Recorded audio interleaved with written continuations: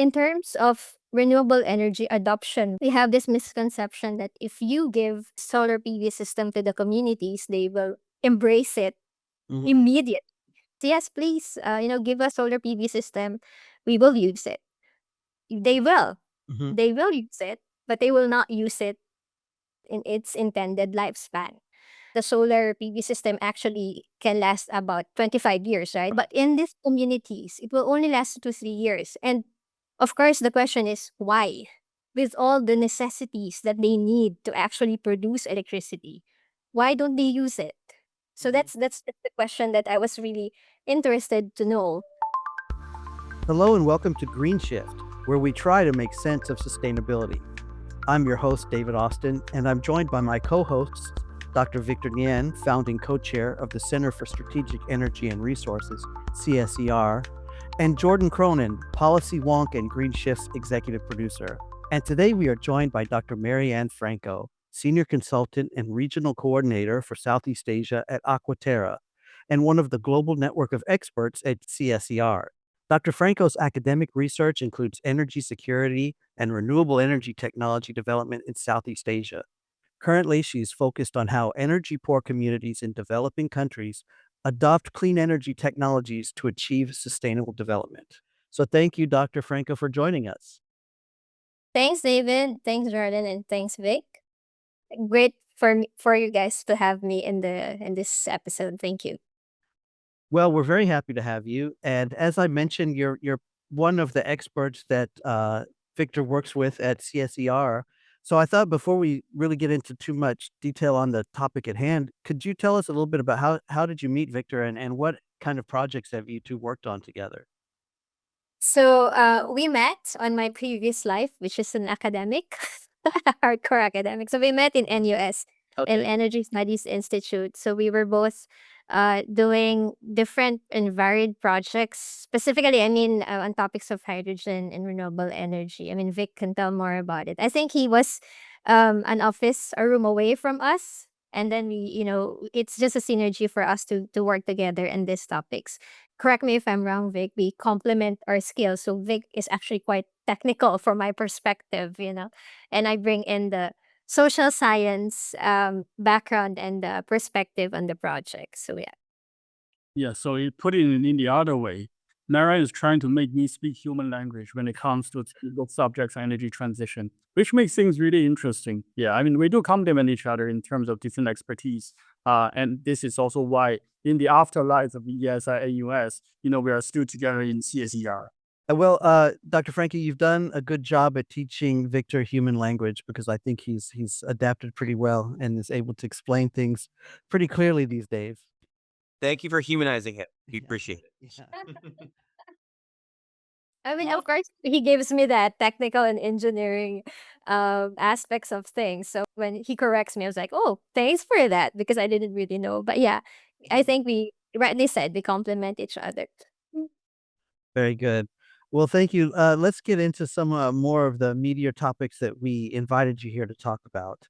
Specifically, when we're talking about off-grid communities, could you give us a sense of what does that mean in Southeast Asia? What should we picture when we think of an off-grid community?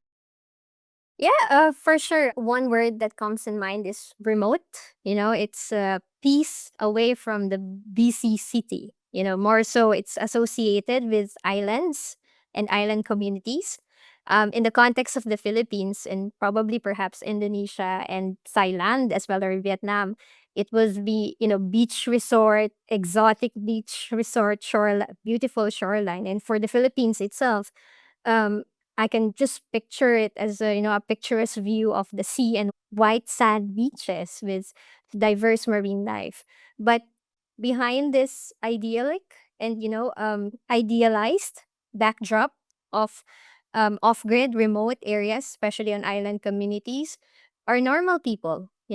Fishermen preparing their nets every day, teachers staying in their school, staying after class to print handouts for the next day sessions, housewives crafting trinkets and souvenirs, all of them, trying to scramble within the day where there's still sunlight because most of these communities most of these households do not have actual 24-hour source of electricity. So they really depend on sunlight in terms of their livelihood and work.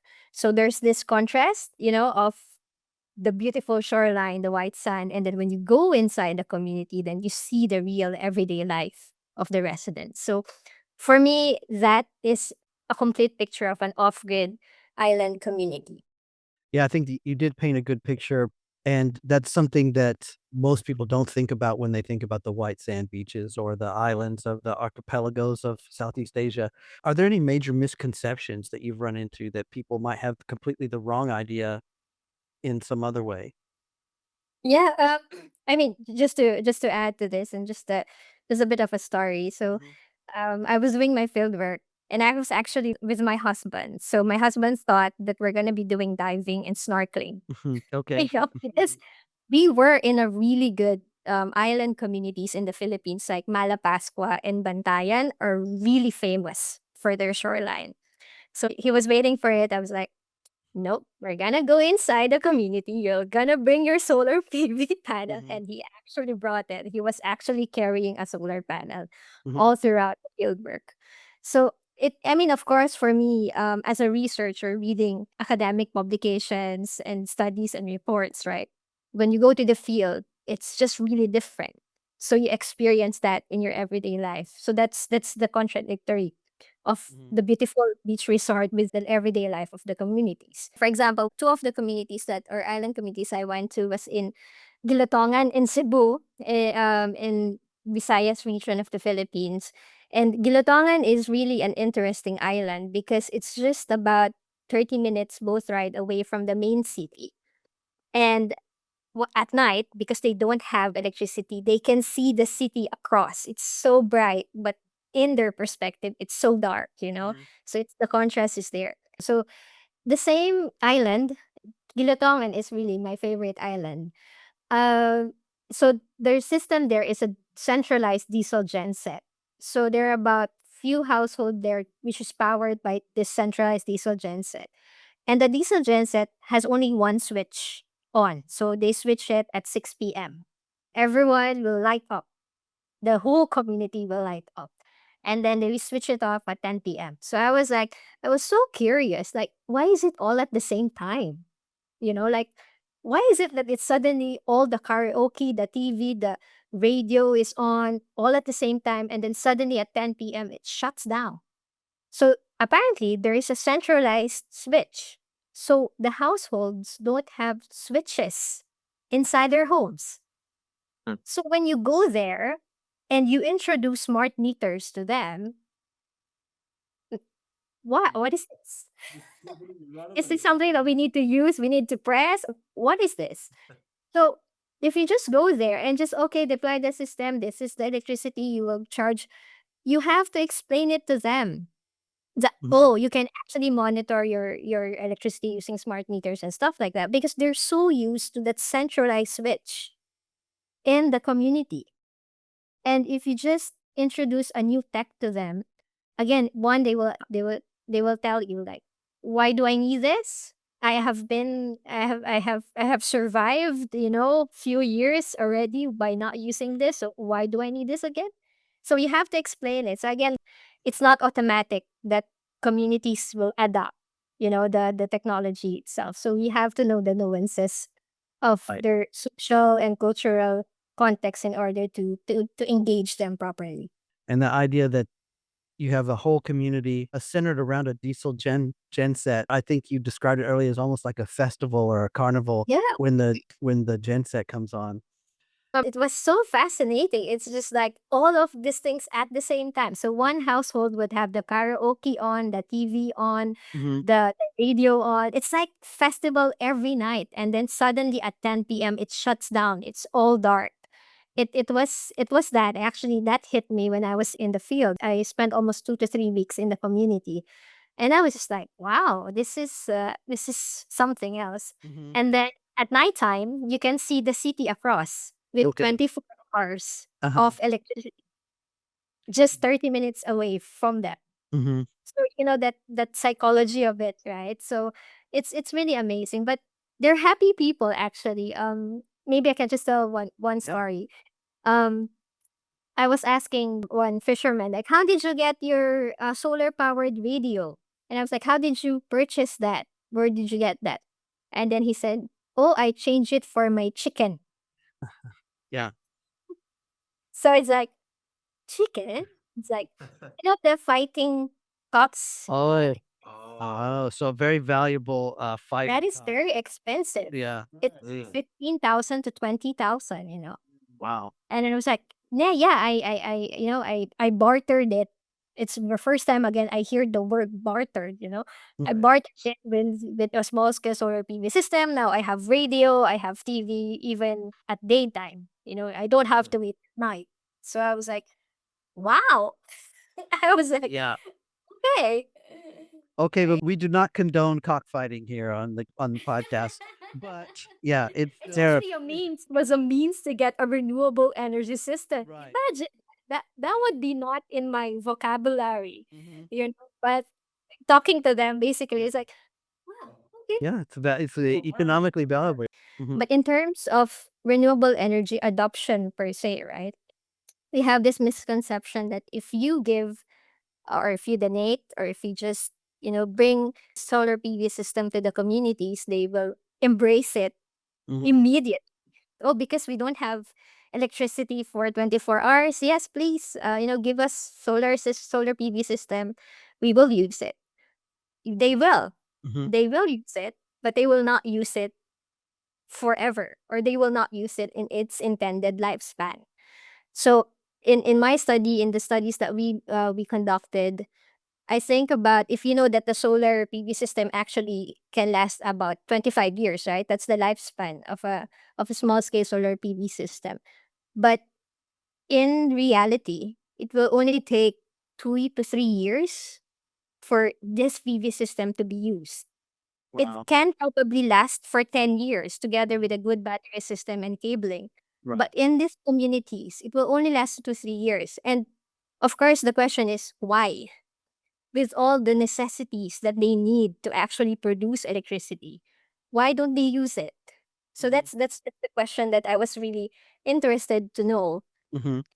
when it comes to this renewable energy adoption in the island community. So I think the biggest misconception is that communities will adopt RE straight away and in long term. And I'm going to ask you in just a bit why they're not using it for like the whole lifespan, and we'll get into some of that study.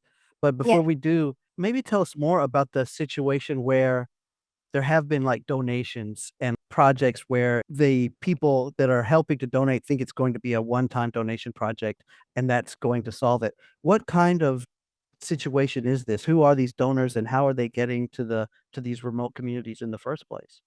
And it's a favorite island of international organizations and maybe private companies when they're doing their CSR, Okay. because it's not a sexy island. It's just very near the city and it's off grid. Mhm. So usually, for example, international organizations will go there to donate small scale rooftop PV systems or Mhm. land based PV systems, or perhaps some of the private companies as part of their CSR, a Yeah. weekender for their Right. employees and get to know the communities and things like that. But there's no follow up. Right. I think that's one thing. The other thing is because there's no follow up, they don't know what happened after they actually deploy the system. Because of the donations are usually on small scale, right? So just few houses who actually receive the solar PV. Some of the neighbors who don't receive it felt jealous about it. Mhm. So some of the kids and some of the households I interviewed, some of the neighbors' kids actually throw stones Okay. at the solar PV system. Mhm. And I was like, why? Yeah. And because, I mean, of course, as a donor, right? I mean, you won't know this because you already like, okay, I've given you the systems already. We don't need to follow up. It's working at that day, and maybe a Mhm. 1 week follow up is fine, but a full duration of the year, that happens. And because of that, some of the systems actually were damaged, minimally damaged. They have to find replacement on the batteries, um, and they don't know where to get it. So I think that actually accumulates over time. Mhm. And then because it's not working anymore, then they don't use it. So I think that's one of the few examples. Um, that's why they have a term in Tagalog, tirador. It's like when you snipe uh, a stone in the house, like they use it, and Okay. that's a fake pastime of kids in the Okay. community. So Uh-huh. actually aim the solar, aim at the solar panels, and I was like, maybe, I mean, of course, we were joking, right? And maybe you should put it on a higher place, sit at the. But yeah, I mean, those types of stories, but which in culmination, actually, the people is discouraged to actually own one Oh, because I will be the center of jealousy in this area of the community. Maybe it's not for me. Maybe you can give it to someone else. I see. And perhaps this also a burden for them because if it is damaged, then they need to replace it and they don't have the means to replace it. So yeah. Mhm. Okay, this is another perfect example of how a well-intentioned initiative doesn't last and it's not effective because it's not put in the proper context with the proper Yeah. policy design behind it. I guess I'm just gonna get right to the crux of it as well. That's kind of an anecdotal example, but what did you really find about how to get these communities to adopt renewable energy in a way that will be long-lasting and effective? Going there, I had big hopes because I do believe in RE. And I was like, oh, I mean, people would love to have RE and things like that, with many of the cases being sort of failed in a sense that they are not used in the long term. There are successful cases. So it was a hope. One or two projects that I studied specifically in Cebu and in Gilotangan in Bantayan is that they actually co-develop the system itself, from designing, from planning, the ownership, right at the very start. It's not like, oh, we have PV system here ready to deploy. No. They actually did pre-feasibility study, like survey, community survey. Who are the different stakeholders in the community that needs to know about this?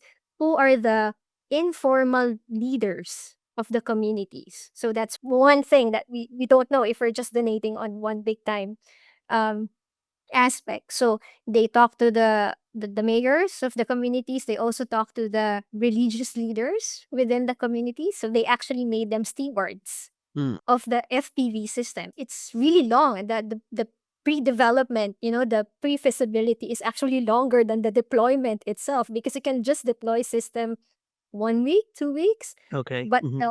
the preparation for that was really long, was 3 to 6 months just to get the system right. Not only in the social aspect of it, but the design itself of the PV system. So they were asking, what are your challenges in solar PV? So in one of the islands, they realized that the residents do not own the land. So they are illegal settlers Mm, mhm. in that land. So if you're going to deploy a land-based system, it will not be owned by the household.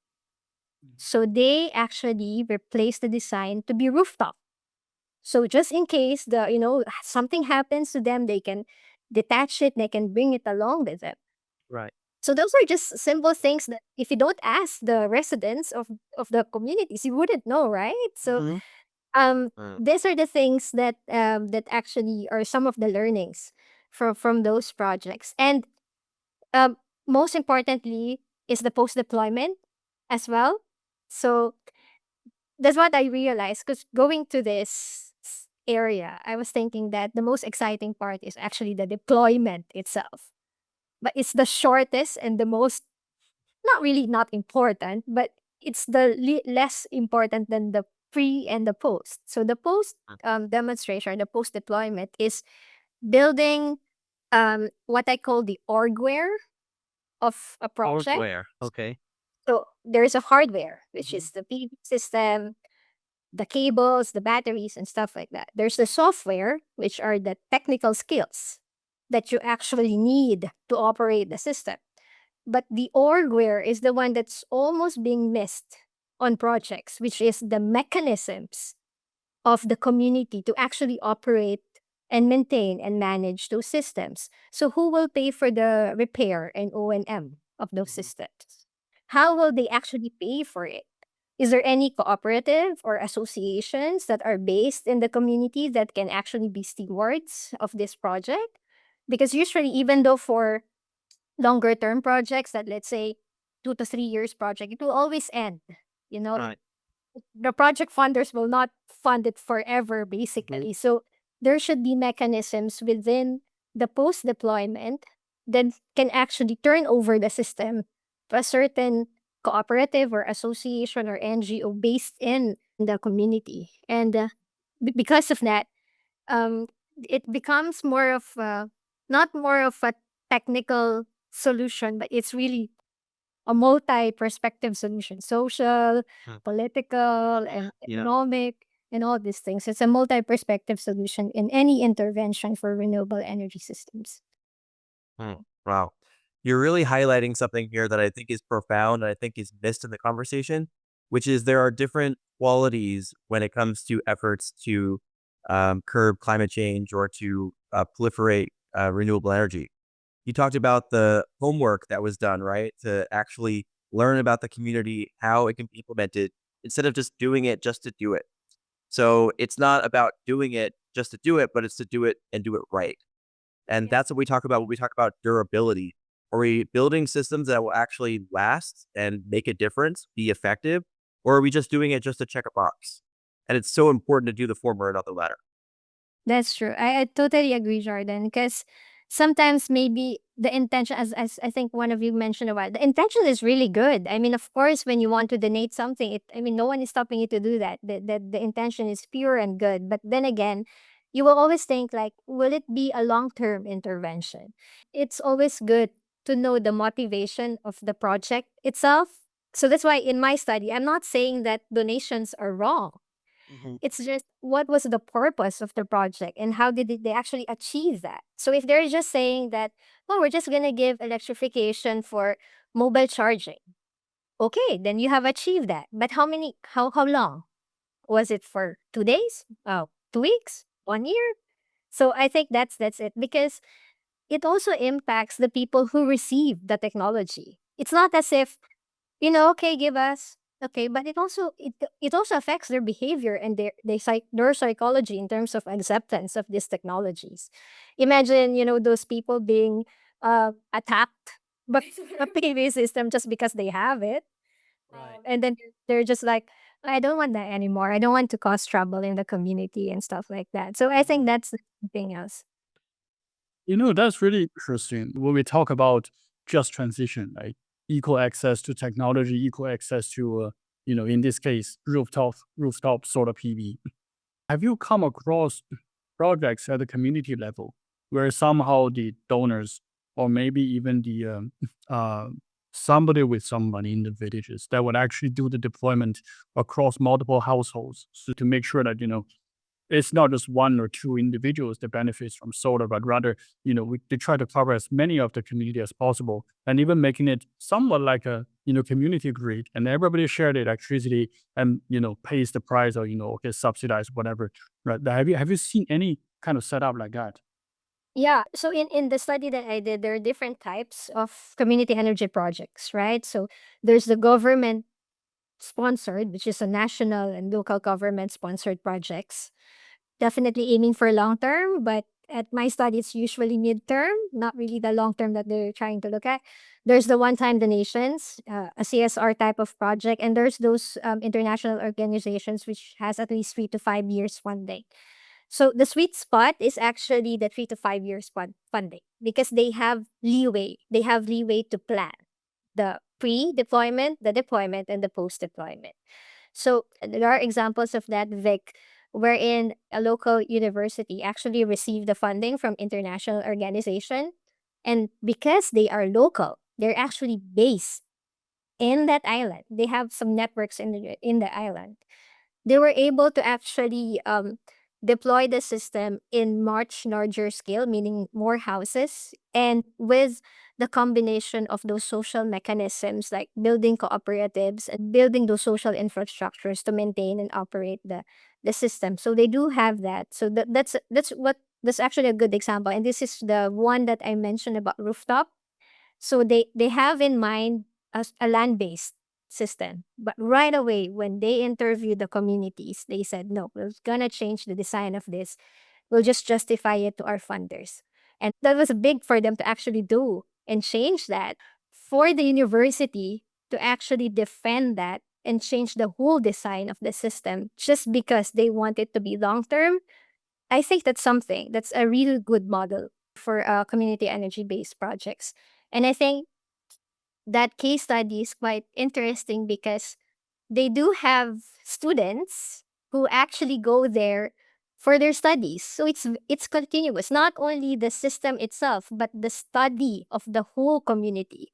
So every time they would attach masters and PhD students to study the community themselves. May it be smart metering, may it be the next generation of solar, may it be social studies. So the continuous learning from the communities is there because of this connection to the university. So in our work now, we're trying to do that, and we're trying to actually catalyze local universities or local organizations to be the stewards of the project.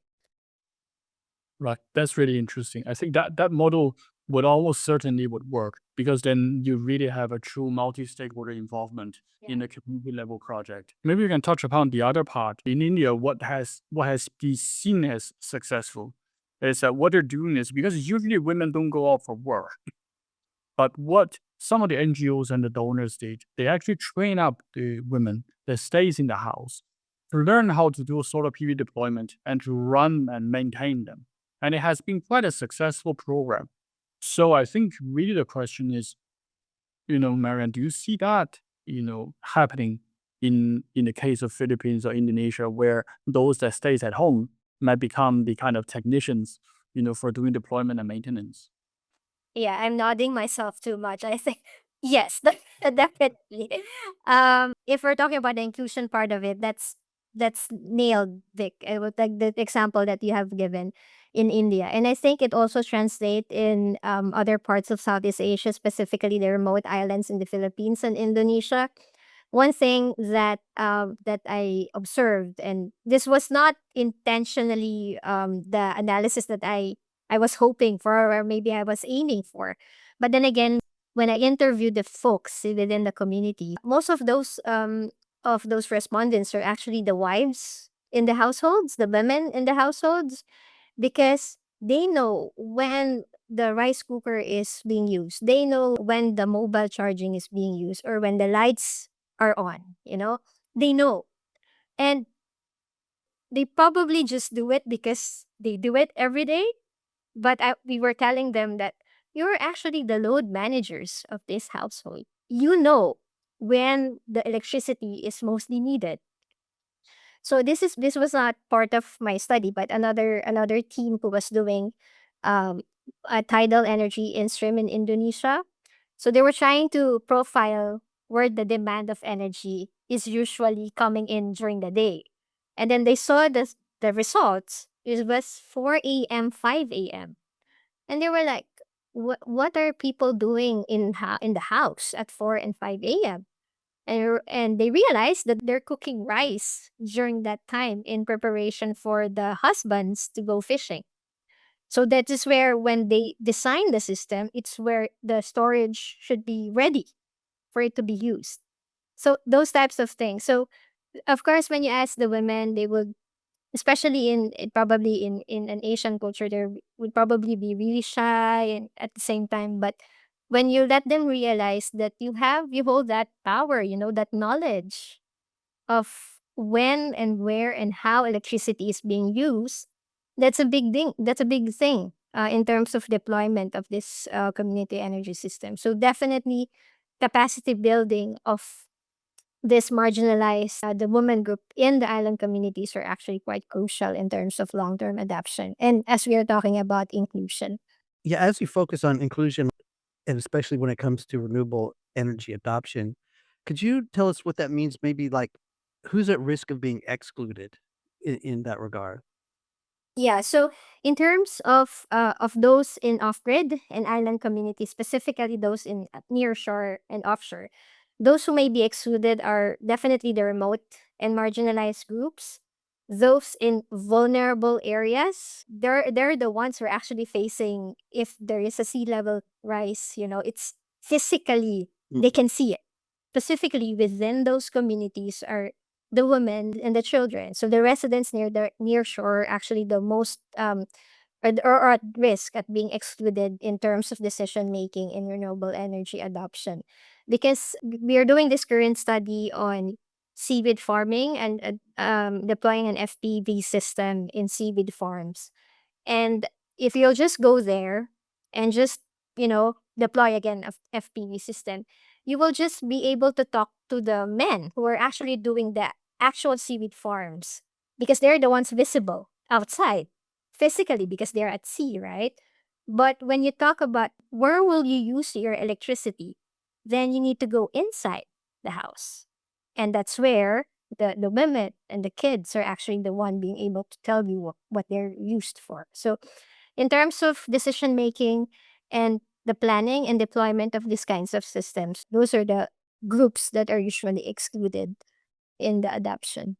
GESI, right? Gender equality and social inclusion. And social, yeah, gender equality and social inclusion. And I think for the past 10 or 15 years, it's good to see that big funding opportunities and big funded projects include this, even at the proposal stage. There's always a section there. Even though it's just a placeholder, there's always a section there. How will this intervention impact Jesse? What are your Jesse activities to ensure that there is inclusion in your project? And even just by collecting data, we usually go to the field, collect data, survey. Okay, but we don't disaggregate it. We don't know the responses of women and men. How would you know the exact needs of these groups if you don't disaggregate data?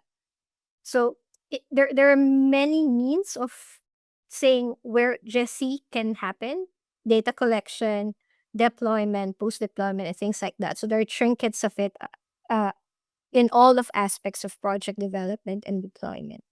If Jesse is included properly, what are the benefits to that? How can you see that that helps the project? How would we actually define energy trilemma, right? So, because renewable energy adoption is seen to be one of the solutions to tackle energy trilemma. There's energy security, there's economic growth, and then there's environmental friendly solutions. But I think now it's having more attention and attraction where equally energy democracy is actually important. I know I'm dropping big terms here. Energy democracy is sort of an emerging social movement that actually integrates the technological solutions with political, social, and cultural, transformation of the energy systems that sort of help to increase participation of the end users and the marginalized groups. What I'm trying to get at is that Jesse is not only including them, but them being part of it, like the participation bit of it. I think empowerment is both, it's both literally and figuratively. You're giving power Right. to the Mhm. people, but you're also empowering them. Mm. So I think that's where the inclusion bit is quite important, because the tendency, and this is connected with all the one time donation stuff that I was talking about, there's a tendency for renewable energy adoption to be seen as a technological solution, which is, it is actually a technological solution, basically. But the social aspect of that is almost like, mm, it's almost like, okay, I remember. Okay, I remember. Yeah, an afterthought or something. Yeah. But the afterthought of Yeah. that, like, Mhm. oh, maybe we should do the maintenance and surveys after we deploy the system and stuff like that. But it all happens before, even before the technological solution is actually being deployed. The social aspect is already there. So including people, the human dimension of the energy adoption is important, and more so including those marginalized groups within the decision making. That's always what I say, when I talk to people about it, it's the humanizing technology itself. So the human dimension of it, which includes basically the marginalized groups, which women and rural residents and off-grid islands residents. Now you understand why I don't speak human language, because technology can be very simple. But the moment you try to make technology humanized, you have all those problems with social, political, social, whatever you call it in the humanity science terms. That's what you have. Mm-hmm.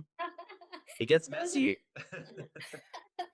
I think, of course, I have some biases, but I think those problems are the more complicated ones to actually address. So imagine someone coming to you, you're just a project developer, but someone from the community is coming to you and say that, oh, my neighbor is actually trying to destroy my solar PV system by, putting stones and stuff like that. I don't want the solar PV system anymore. And I was like, how do you respond to that? It's not a technical question. It's not a faulty battery system, but it's something to do with the culture and the social interactions within those communities, which definitely defines the design and the way that the system is being deployed in the communities. Victor, are there any technical problems as well with this kind of island by island, community by community kind of approach? Is there anything on the technical side you want to comment on? When I look at remote island community development, let's not talk about climate change, energy transition. Forget about all that for a moment. Mm-hmm. The most important, the most fundamental importance is survival. So people have to have a life first before we talk about climate change, right? If you ask the islanders to spend $1 million just to mitigate their tiny little carbon emissions, I don't think anybody would do that. You will probably kill them faster by having more expensive food with a more expensive fuel and lack of electricity, and the hospital don't operate. You will probably have a bigger problem. So diesel gensets is their good friend. Why? It runs 24/7. And even in bad weathers, right? I mean, islanders, they tend to rely on transported fuel to refuel their diesel genset. But in fossil fuel, we know very well how to do stockpiling, how to look at the weather. There may be a thunderstorm, a monsoon season may be coming, so let's stockpile for the next 2 months. And then for the next 2 months, or maybe more, you will have continuous supply of fuel, and you'll run a diesel genset 24/7 continuously, right? So you don't have the risk of clinics shutting down, you don't have the emergency happening. So you have that electricity and you have that assurance. And especially today, remote communities are more modernized than before. Electricity, some people might still take electricity for granted, meaning that it has to be available. Right? Whether it's clean, not clean, it's not really their problem. So of course, in the renewable space, I always ask this question: can you guarantee 24/7 energy supply? If the answer is no, okay, then the question is, what are we going to do in the evening? And then the immediate next question comes in that if there's no solution for the evening time, then there's no way you can get rid of fossil fuel. And this is exactly where the technical challenge comes in to say, we are looking at solar together with energy storage. At what scale and also at what cost can we really satisfy the rising demand for energy and the rising demand for economic development in this remote island? We talk about blue economy just briefly, right? Seaweed farming. There could be fish farming, shrimp farming. There could be many, many farming that's happening. And also the traditional land-based farming, raising animals, right? Those are all energy intensive. So without continuously access to 24/7 energy, then these would all be just empty talks, right? So you see, survival has to come first. And then later on, we talk about how do we then mitigate the kind of lifestyle that we have on fossil to go on something cleaner. And then again, it also comes back to 24/7 energy supply. And I think in terms of the smaller scale renewable energy systems, it's also more on how electricity will enable their livelihood. So the moment that you touch the livelihood aspects of it, right? The productive use, we call it pure, right? Productive use of renewable energy. So pure. So once that you couldn't answer that question. So for example, the question would be, how will this increase my production of fish when you give me the RE? If you cannot answer that, then what is it for, right? It's usually the case wherein we look at electricity as the end of it, but it's actually just means to something, means to sustainable livelihood, means for sustainable transportation, means to something else. So I'm going ahead of myself, but I think that's where the policy aspect of it comes in. How do you define electrification, right? Electrification is just 4 to 6 hours a day, is it? So when you give electricity to the community 4 to 6 hours a day, do you define that as electrification, or is it having 24 hours of electricity access that they can use for other things rather than mobile charging? I get what you mean, Vic, on this, and specifically, it also applies for off-grid communities, like tackling electricity as a means to something. Where are we in terms of policy when it comes to RE adoption? And what would you say is working well and where are the roadblocks? Yeah, in terms of the landscape, the policy landscape, specifically for Southeast Asia, policy wise, we're all there. I mean, the targets are actually there. Sometimes it's so ambitious. I'm so surprised, right? Like 30%, 35% renewable energy in 5 years. I mean, wow. So in terms of policy landscape in general, they're all there. And to be fair, Philippines has the most sophisticated policy in RE. But I think, again, going back to the human dimension of it, does it translate to those who actually needs them the most, which is the remote off-grid islands? These remote areas do not have even a municipal hall or a local government official within those communities. They have to travel certain kilometers just to get public health, just to get public office access. So how does the policy at the national level translate at the community level?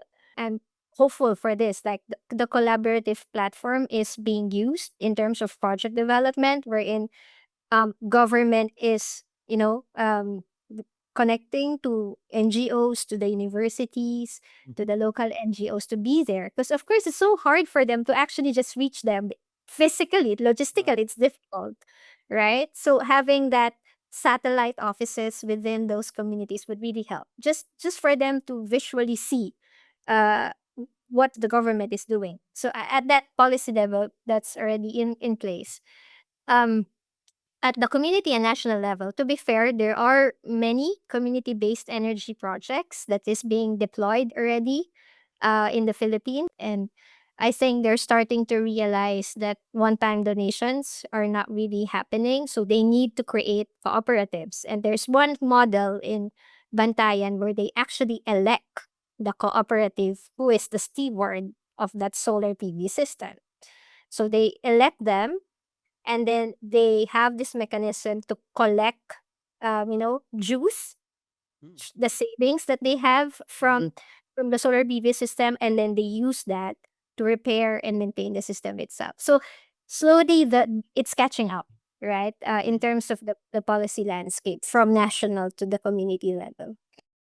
I'm glad that it's catching up, but if you were to try and amplify that message and get it to the right people, where would you focus your attention and the resources right now? Do you have any like a wish list that you would like to see that maybe people could help spread the word?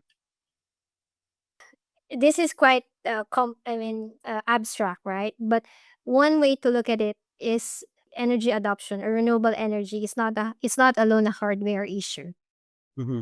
It's again software, hardware, and orgware, the human dimension issue.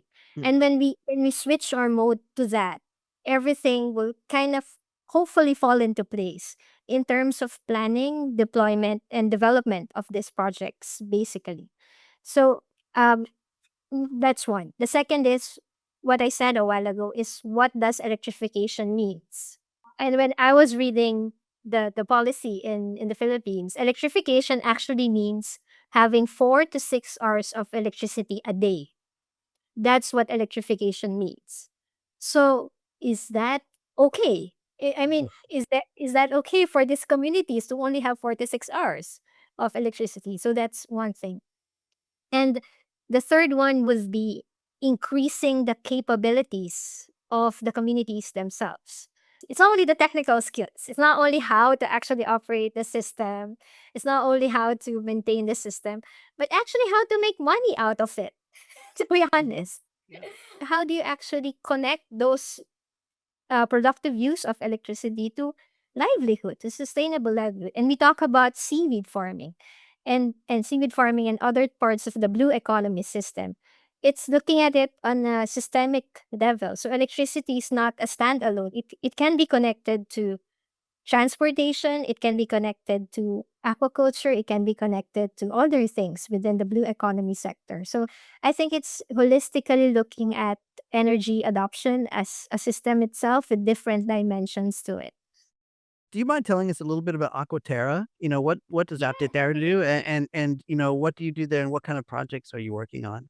Yeah, definitely. So Aquatera is an environmental consultancy company. So we have been operating since 2000, so over 25 years. We are a small company. We're an SME based in Orkney, Scotland. So that's the highest, one of the Yeah. highest islands in Scotland. I've been there. It's really an Amazing. interesting island. Uh, Although we are a small company, an SME, we have well-established network within across the world. We do have offices in the Philippines, Singapore, Spain, and Chile. So most of our work are dedicated mostly on marine and coastal island community areas in that blue economic sphere, wherein we provide expert consultancy services, tools to actually do the resource assessment, and then environmental and social impact assessment. So it was kind of centered to that for the first year, but then we realized that in the blue economy space, we need to tackle the non-technical stuff, which is capacity building, being on the ground itself. So Gareth, our founder, is a marine biologist, and most of them are actually divers. So they actually know the marine environment itself. So Mhm. we do spend most of our time in the field. I mean, for me now, I'm based in Dublin, but while I was in Singapore, I usually go to the islands in the Philippines as well, and to do the field work. So it's mostly based on those activities. So for me, I think most of the projects that I'm in is in Southeast Asia. So I think I've mentioned about the seaweed project, which is power. So it's participation of women in renewable energy, so Power E or Power. So Okay. the project focuses, it's a UKRI Arton funded project. So the project focuses on deploying community scale floating PV systems in about 3 sites in South Sulawesi. So the communities should be in seaweed farms areas, and that would have self-help groups, women self-help groups to maintain and operate the system. We are on mostly on the starting preparation work on that. So we are doing some background study about seaweed farms, including it with the energy system was really interesting because seaweed farms has its own cycle in itself, right? So fusing that with the nexus of electricity and women is actually quite interesting for this project. The other one that I'm part of is a pilot demonstration of wave powered microgrid in Thailand, in one of the islands in Thailand. So this is a technical project. So they would put sensors, microgrid systems and test it. It's a wave power microgrid. So our part, Aquatera's part of it, is to do the business models of the microgrid system. So again, we really haven't really talked about the financial bit of it, but we're alluding to that a while ago, is that not only the social aspect, but the financial aspect of things, right? Mhm. So after the microgrid system, public community accepted it. How do you actually finance it? Like how do you actually, make money for the communities out of those demonstration sites? And the last one is one that I'm particularly interested to actually be part of, which is based in the UK. It's developing a rural energy hub. Oh, So it's a physical hub. It's a building. It's a turning a building into a physical rural energy hub with people, with a team that are actually there to teach or to be with the community and talk about decarbonization. So it has different aspects of it. Most of it are technical because they will cover heating, cooling, and transportation. So within that hub, there will be electric bikes, sustainable heating, sustainable electricity. But for me, my task is to how to replicate that. So we have something in Bray in the UK. How would you turn that if someone is interested to do that in Indonesia, for example, or in the Philippines? So is there any framework yeah. uh, to replicate it? And I think I didn't touch much on this a while ago, but it's also important to think for any project, how do you replicate that? Mhm. If it's really positive, like how do you do that in other similar areas? And it's actually one question that I asked from the Gilutongan case. Like, how did you do it? Like, what's your model? You know? So the replicability of these projects are actually quite important. So yeah, so those are the forming projects I have so far. Those are really fascinating, and I can't wait to follow up with you, have you back and tell us how they're progressing. Yeah. It's really amazing. Thank you so much for Yeah. being with us today. This has been fantastic. I really love hearing everything that you shared with us. Thank you very much, and also for inviting me. I think I kind of miss as well when we were in NUS. It's our everyday life to actually do this, right? Yeah. Like communications. Yeah, that was the Oh, whole. Yes. and I kind of miss these kinds of platforms where you can just talk about the things that you do, but hopefully impacting, you know, the public in terms of the knowledge and the exchange that we can reach out to them. This was wonderful. Thank Thank you, you, Marianne. Marianne. Thank you so much, folks. Thank everyone who has been listening or watching. Please make sure to like and subscribe, share this episode with a friend, and leave a comment to let us know what you think. We'll be back in 2 weeks. Thanks again, everybody.